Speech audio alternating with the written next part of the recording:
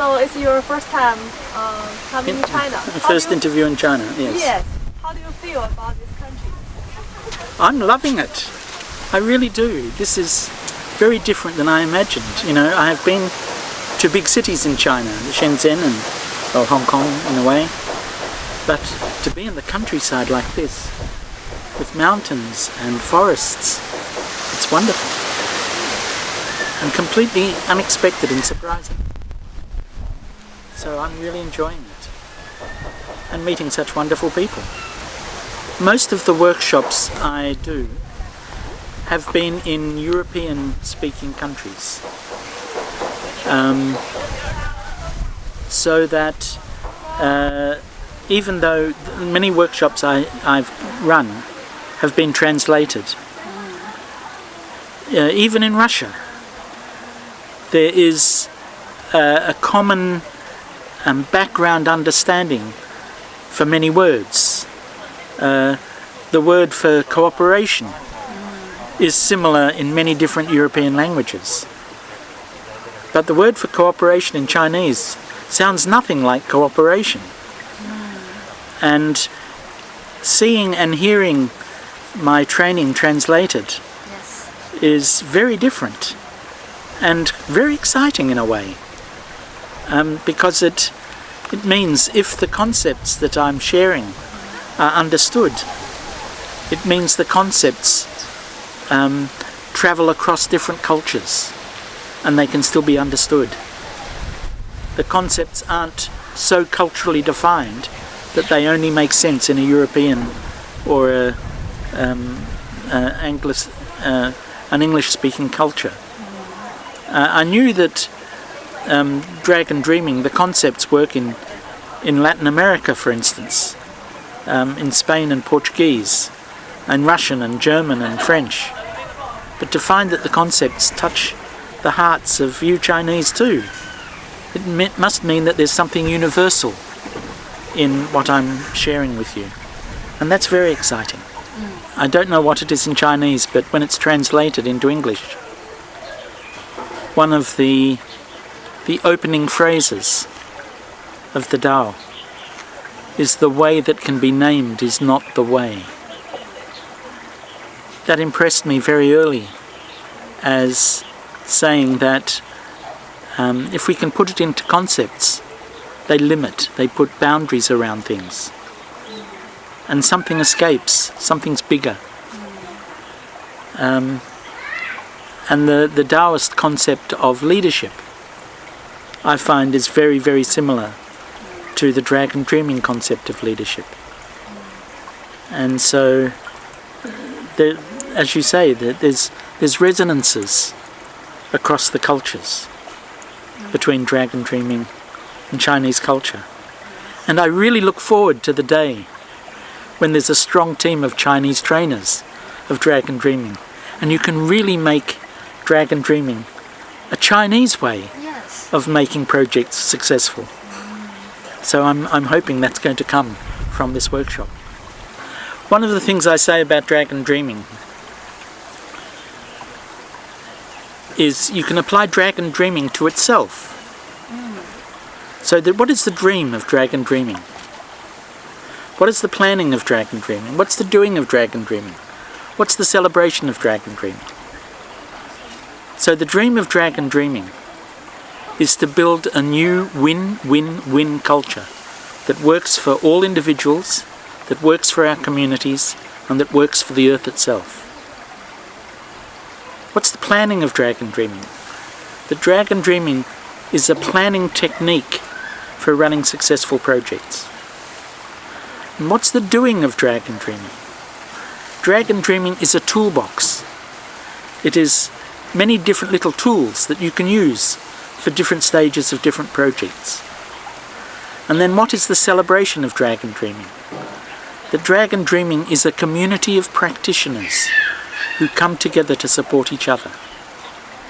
And so, yes, I think if that can happen here in China, such an important country for the future of our planet, it'd be wonderful. Yes, dragon dreaming, I sometimes say, is a meta-methodology.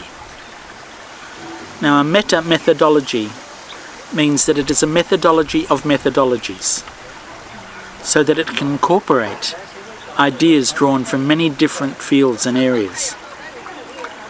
So, for instance, the fractal idea of dragon dreaming, the way in which we can say just about everything can be conceived as a project, that each person's life is a project.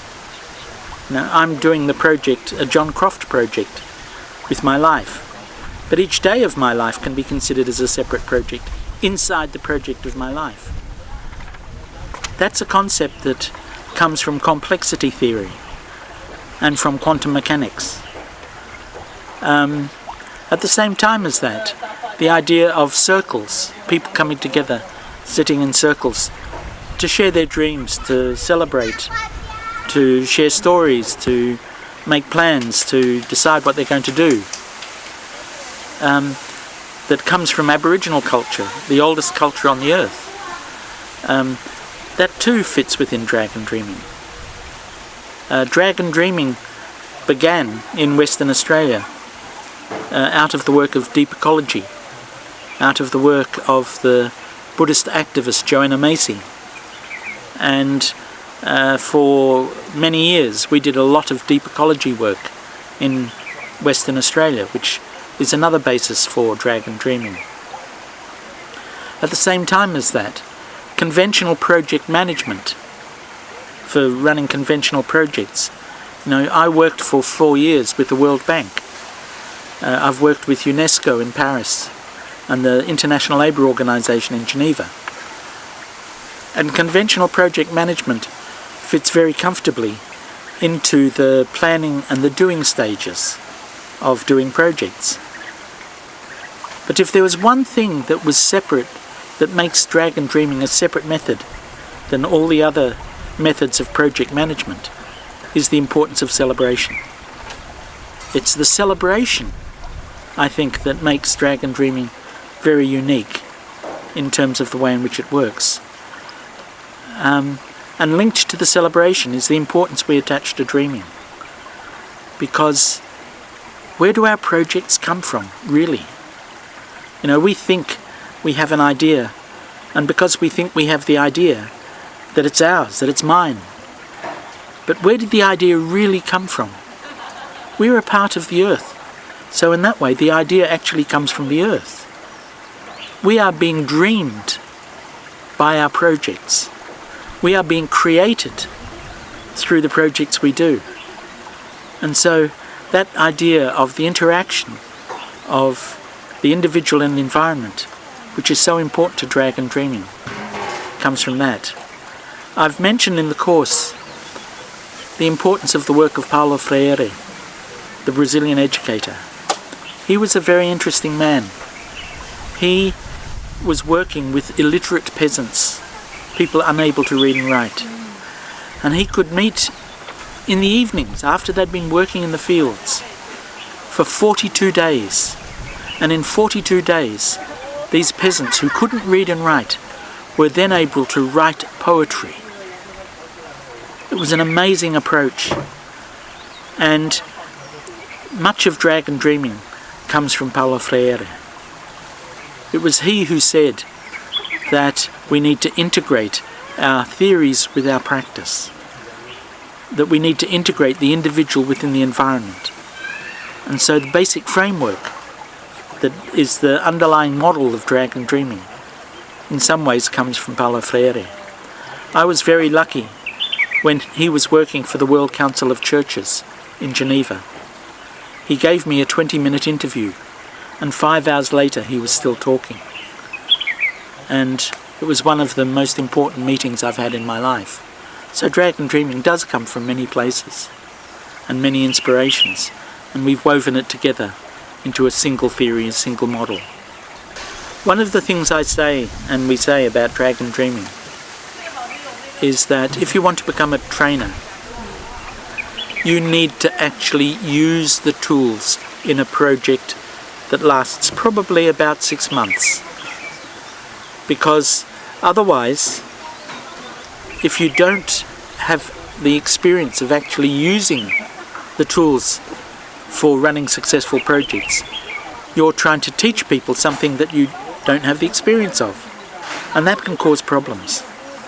It's important that you actually have practical hands-on experience of using the tools for yourself before you start trying to train others in a large way. But at the same time, as I say, the best way to learn anything in life is to have to teach it to somebody else.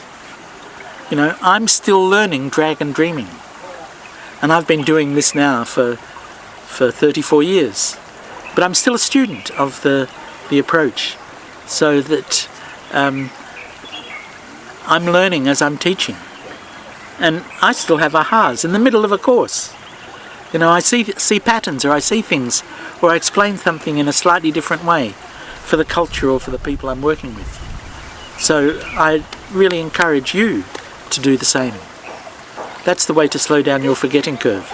Because you forget so much, we forget so much, and then it's gone. And then we wonder why we have difficulties later on. So doing it for yourself is really important.